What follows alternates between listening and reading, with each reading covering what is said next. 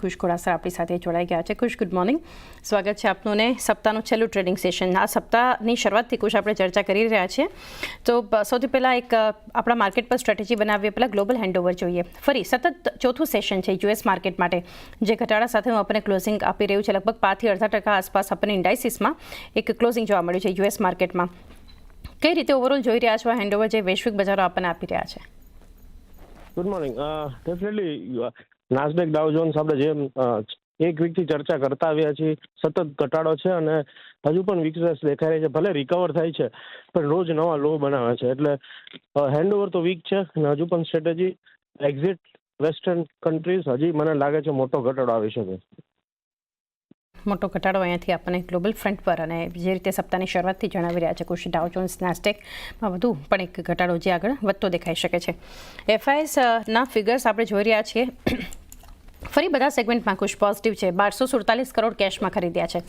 ડીઆઈઝ 2546 કરોડનું બાઇંગ આપણને બતાવી રહ્યા છે. સાથે જ ઇન્ડેક્સ ફ્યુચર્સમાં 970 કરોડની એફઆઈએસ દ્વારા ખરીદદારી થઈ છે. સ્ટોક ફ્યુચર્સ નેગેટિવ છે, 984 કરોડ સેલિંગ આપણને બતાવી રહ્યું છે. પરંતુ કેશ અને ઇન્ડેક્સમાં પોઝિટિવ એફઆઈએસ થયા છે. કઈ રીતે આપણે હંમેશા ચર્ચા કરી છે કે વધારે માત્રામાં એમની ખરીદદારી થાય, ડીઆઈએસની ખરીદદારીના ફિગર્સ પણ વધતા દેખાય. આ જે ગઈકાલના સેશનમાં જે એક્શન છે કઈ રીતે તમે જોઈ? ડેફિનેટલી ગઈકાલના સેશનમાં જે એક્શન છે, અગેન જાનની એક દિવસ પહેલો છે જ્યાં એફઆઈ ખરીદારી કરી છે, એટલે વેઇટ એન્ડ વોચ. ડીઆઈ તો ખરીદારી કરે છે પણ અગેન જે 4,000 4,500 કરોડના ફિગર જોતા હતા આપણે, એ જોવા નથી મળી રહ્યા. અને સેકન્ડ, ગઈકાલે એક્સપાયરી હતી એટલે ફ્યુચર અને ઓપ્શનના ડેટા થોડા ટ્રસ્ટ કરવા મુશ્કેલ છે. શોર્ટ કવરિંગ હોય ઇન્ડેક્સમાં સ્પેસિફિક, કારણ કે ઓપ્શન સામે રાઇટ કરેલા હોય, એટલે આજનો દિવસ ખૂબ જ મહત્વ રહેશે. આજનો ડેટા ઇઝ ઇમ્પોર્ટન્ટ. આજે કઈ રીતે એક એક્શન બતાવે છે એના પર પણ એક ખાસ નજર રહેશે, એફઆઈએસની એક્ટિવિટી ખાસ કરીને. સ્ટ્રેટેજી હવે નિફ્ટી માટે બનાવીએ. જે રીતે ગઈકાલે એક વીકલી એક્સપાયરી આપણને નિફ્ટીમાં જોવા મળી 25,083 લેવલ્સ પર, ફ્લેટ થોડી ઘણી પોઝિટિવિટી, પરંતુ કુશ આજે ગિફ્ટ નિફ્ટી લગભગ 70-80 અંકનો ઘટાડો આપણને શરૂઆતમાં સૂચવી રહ્યું છે. કોલ રાઇટર્સ 25,100 પર, 25,200 અને 300ની સ્ટ્રાઇક માટે, 25,000 પર પુટ રાઇટર, ત્યારબાદ 24,900ની સ્ટ્રાઇક પર અને 24,800 ઉપર. કઈ રીતે હવે સ્ટ્રેટેજી આગળ હોવી જોઈએ નિફ્ટી પર? હજુ પણ ચાલની સેલ ઓન રાઇઝ, કારણ કે આપણે જે 25,200નું રેઝિસ્ટન્સ લેવલ છે એ સ્ટ્રોંગ લેવલ છે. એટલે મને લાગે છે 25,200 જ્યાં સુધી ઉપરની સાઈડ બ્રેકઆઉટ નથી થતું ત્યાં સુધી મારો વ્યૂ હજુ પણ થોડો સેલ સાઈડનો રહેશે. એટલે નિફ્ટીમાં 25,200નો stop loss, sell on rise કરો. પોઝિશનલી 24,850 એકવાર ટચ થાય તેવું લાગી રહ્યું છે. 24,850 પર નીચે લેવલ્સ બતાવી શકે છે સેલ ઓન રાઇઝ નિફ્ટી માટે 25,200ના સ્ટોપ લોસ સાથે.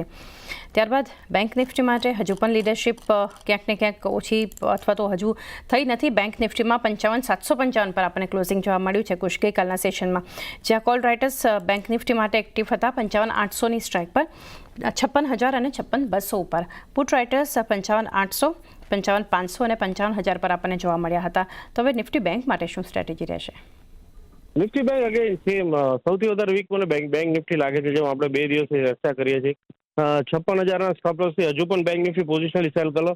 કાલે પણ જો તો ડેઝના લો પાસે જ ક્લોઝિંગ આપ્યું છે. કારણ તમે ડેઝ હાઈ ઉપર આપણે ઓપન થયા હતા, દિવસ દરમિયાન રિકવરીની ટ્રાય કરી, but again we close near the day's low. એટલે મને લાગે છે બેંક નિફ્ટી હજુ પણ વીક છે. 55,000 મે બી 1-2 દિવસ પર જોવા મળે, એટલે એસટીબીટી કરો 55,000ના ટાર્ગેટ માટે, અને પોઝિશનલી 54,000ના ટાર્ગેટ. સ્ટોપ લોસ બંને સ્ટ્રેટેજી માટે 56,000નો રહેશે. મારા રિકમેન્ડેશન્સ અત્યારે લાર્જ કેપ્સ પર છે અને આપણે લાર્જ કેપ્સમાં જ રહેવું, કેમ કે થોડીક એવી અહીંયાથી સેલિંગ પ્રેશર દેખાઈ રહ્યું છે. 25,000 સુધી આવી શકે એમ છે, એટલે આપણે લાર્જ કેપ્સમાં વધારે રહેવું. ફાર્મા બહુ સારું કરી રહ્યું હતું, એટલે ડોક્ટર રેડ્ડીઝ મને બહુ સારું લાગે છે. ડોક્ટર રેડ્ડીમાં હાઈ ટોપ હાઈ બોટમ ફોર્મેશન બનવાના શરૂ થઈ ગયા છે અને 20-40 ડેલી મૂવિંગ એવરેજની ઉપર ચાલે છે, એટલે આ એક સારો સેટઅપ છે. ફાર્મા ઓવરઓલ સારું લાગી રહ્યું છે, એટલે doctor Reddy would be my preferred pick. Stop loss 1240નો રહેશે, ટાર્ગેટ 1350નો રહેશે. આની પહેલા આપણે સિપ્લામાં પણ વાત કરી, એટલે સિપ્લા પણ મને બહુ સારું લાગી રહ્યું છે. સિપ્લા અને doctor Reddy would be my preferred picks. બીજો પિક છે બજાજ ફાઇનાન્સ. બજાજ ફાઇનાન્સમાં પણ સિમિલર પેટર્ન છે અને એની અંદર પણ સેમ હાઈ ટોપ હાઈ બોટમ ફોર્મેશન છે. 20-40 ડેલી મૂવિંગ એવરેજની આસપાસ સપોર્ટ લીધો છે. એક 200 ડેલી મૂવિંગ એવરેજની આસપાસ લાસ્ટ વીક સપોર્ટ લીધો તો ત્યાંથી સારું મોમેન્ટમ જોવા મળ્યું મળ્યું છે એટલે Bajaj finance would be my pick.